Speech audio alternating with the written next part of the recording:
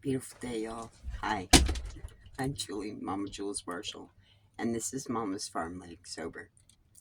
Today, or this morning, this video, I'm going to tell you a little bit about my history, my physical history, because there's a lot of people out there suffering, and God heals, but to a certain extent. And I say that because a lot of times what we have to go through is for reference purposes. Example, I grew up knowing that I had degenerative disc disease, but not understanding what it was.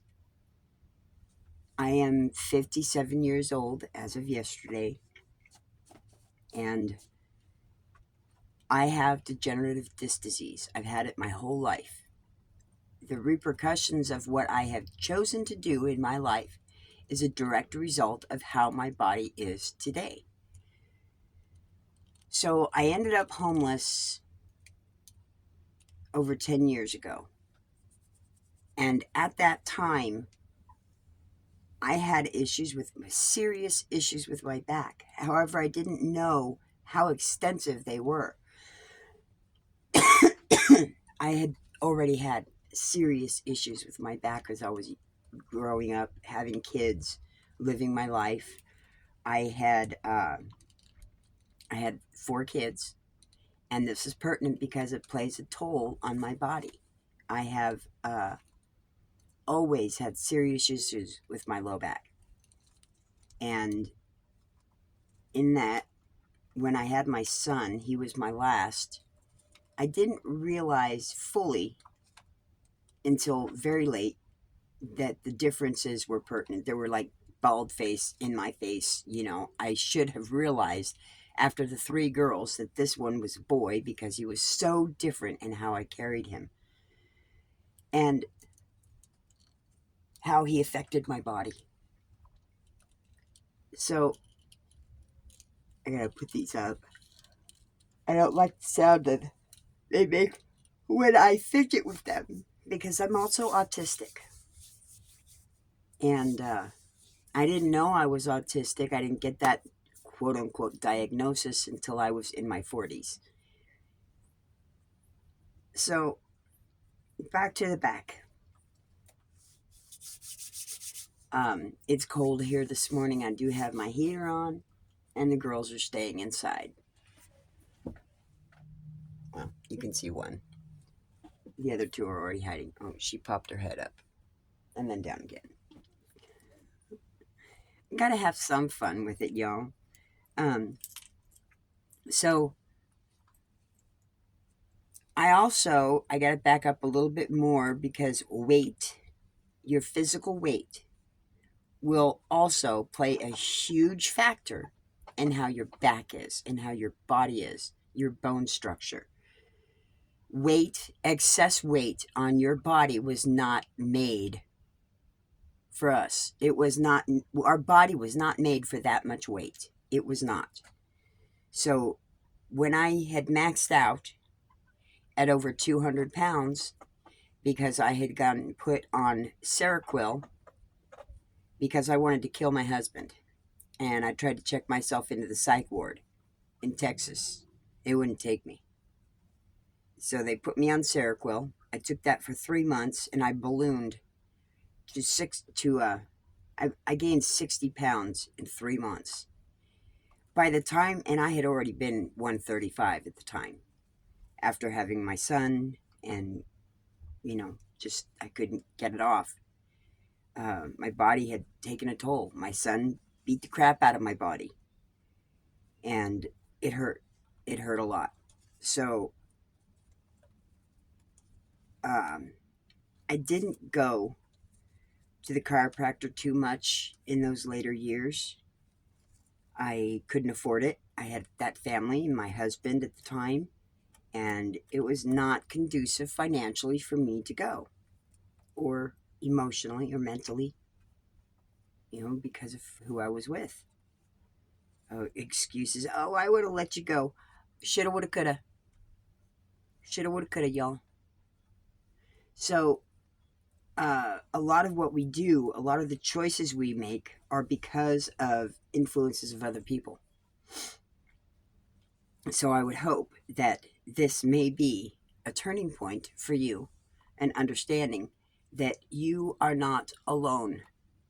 And there's a reason why there are so many chiropractors coming into play right now, because so many more people are realizing that good health does not have to consist of cutting into the body. Not always. Now, I don't diss that. I'm not telling you to never see a physician that would ever perform surgery, because appendixes burst. Appendixes burst. Things happen. Cancer develops. There are ways to remove it. Just like the Lord said, if one part of that body is going to make you sin, or the eye is going to make you sin, to pluck it out or cut it off. So it is one of those things where you have to make those decisions. We can't make them for you. You have to make them. Now, we'll encourage you to go in ways that we know work. And I know chiropractic works when you find a good one. There are a lot of bunk ass bullshit doctors out there, period, but not a shit ton in chiropractic, because that is definitely more healing naturally than it is those who want to practice their torturous techniques in modern day medicine. Modern day medicine was developed by psychopaths. Really. You know and understand the history of where the modern day medicine man came from, in that they practiced on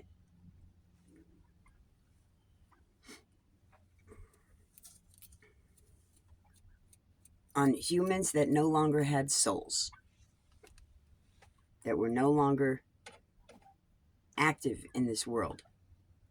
I really can't stand this bullshit of censorship when you have to use particular words in the English language that are definitionally correct for the appropriate meaning.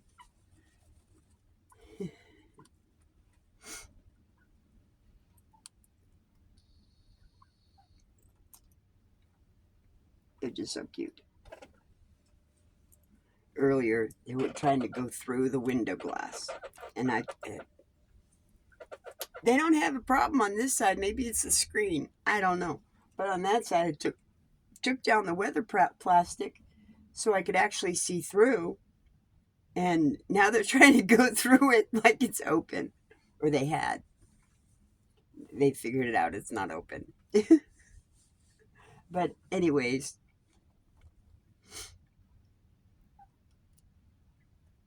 when I lost weight, it dramatically improved the physical condition of my body. Now, my weight gain didn't stop at, let's say, again, 6 pounds, 195. I maxed out over 200 pounds. I stopped weighing myself after I crossed over 200 pounds. And at that time, I was bedridden for a year and a half due to plantar fasciitis in my feet, because of the condition that I was in, because of the degenerative disc disease, because of the weight and my bad health. I was fucked up, yo. I was fucked up. I had to crawl through the house, and we only had one bathroom in that house, and my bedroom was the garage conversion, and the bathroom was on the other end of the house. And I had literally would crawl through the kitchen down the hallway to get to the bathroom. Okay, literally. My feet hurt that bad. I could not walk on them. I went through physical therapy, and then they said, no, you can't do physical therapy anymore because this isn't covered under workman's comp. You didn't get it from this job. But it was developed because of that job. So I got screwed because of practitioners, people who practice their health. So I ended up losing weight.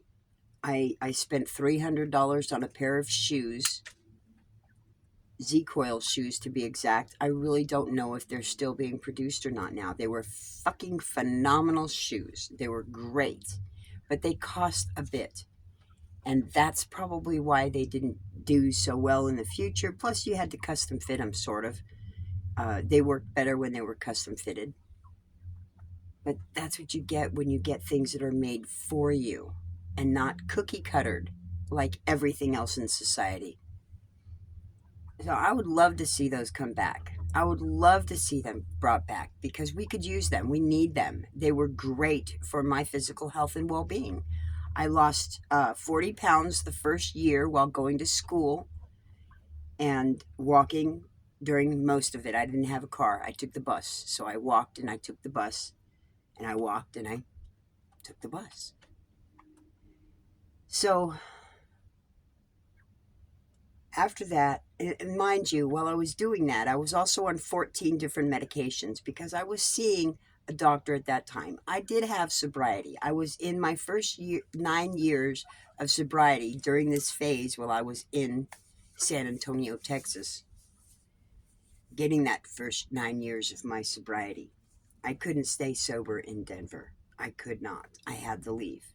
I had to change my playpen. And this is a huge, huge, terrible playpen. They don't play nice here. So, full of freaking. Now, I'm not saying it. I'm trying to be a good girl and be on topic. So, that 40 pounds was key to a lot of weight being lifted off of my back. After that, I moved back up to Colorado, and I've continued to gain my sobriety here. I have continued to gain my better health here. I reduced down almost immediately from 14 different medications to 9. And that was through a little Vietnamese doctor who sadly reversed and bought out into the program. He manipulates, he distorts stuff in order to get more through the system because he did stuff that was not included in Medicaid, in insurance companies. Yeah, he did it.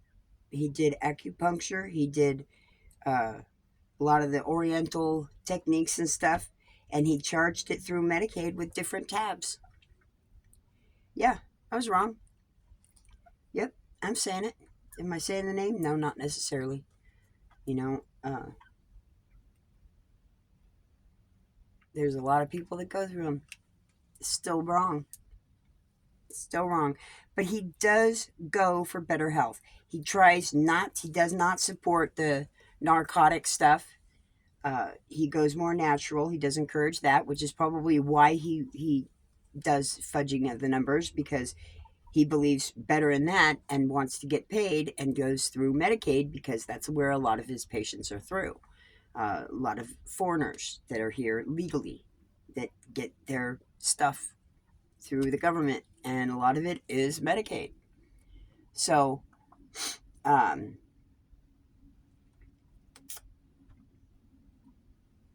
I did. I lost more weight. I'm now down to my high school weight at 118 steady, and I'm small. And I'll tell you what. While I was homeless, because I had a backpack and I had a service dog, and I had my service dog because of my back, I had a very difficult time getting up. My son had once, we were bike riding, and for whatever asinine bullshit reason, I have no idea what was stinking thinking was going through his head. He grabs the back of my shirt while we're in motion on the bicycle, and it just causes all sorts of bullshit. We both tumbled down and ended up on the ground, and I couldn't get up. And in that, because we were on a rec center property, they called, nobody would touch me. They wouldn't help me up. So they called the paramedics, and I told them, I said, look, I can get up. I can't get up, but I can move. I'm not in that much pain. I'm just stuck. I need assistance to get up. Once you get me up, I'm no problem. But right now, I cannot get up on my own. I need help. So once they actually got me up from that stuck position I was in on my legs, I was fine. My son, no, he was not helpful. He was the one that caused the problem. He had issues. Yeah, hopefully he's working through that. Um, but once I got up, no problem. And I was on my way again. But that happens. And I had that service dog. He was certified. I did get a script from him because I demonstrated how he helped me. And his task was assistance in mobility. He would get me up off the ground. He was a big dog, a greyhound German short-haired pointer. And he would stand beside me, and I'd hold on to his back. And as he walked around, I would shift my knees and my feet into a semi-standing position to where I could hold on to him and use him for leverage to help stand me up the rest of the way. I got upper body strength now. I had to train myself physically. You can't stop working out. You have to keep moving. If you don't, you're going to get stuck. You're going to get stagnant. You're going to get miserable, and you're going to get stuck. Your joints will stick. Your joints will get thick. They won't want to move. You want to think about arthritis? Oh, fuck no, you don't. It's in my body. It's in my genetic disposition. I have genetic predisposition for arthritis. It's part of all of it. Degenerative disc disease. It ties in. Scoliosis. It ties in. All of that ties in with the underlining core of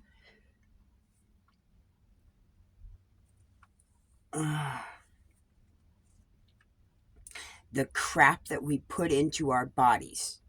For the last 50 fucking years, the crap that we have been given and that we have been putting into our bodies has dramatically changed our psyche, our physical nature, the whole thing. Fucked us.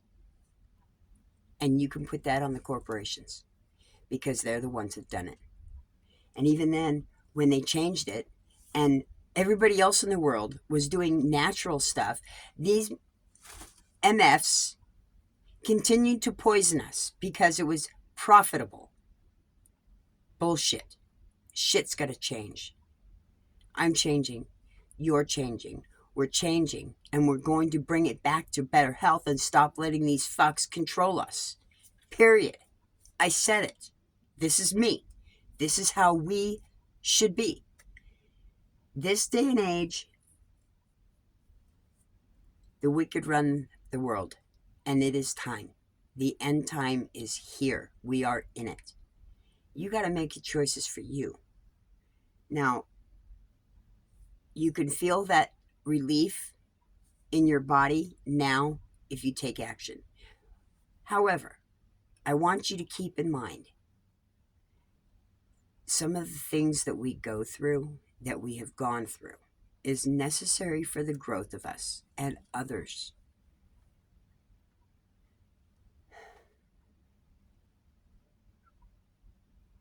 The choices we make delegate our future, spiritually as well as physically.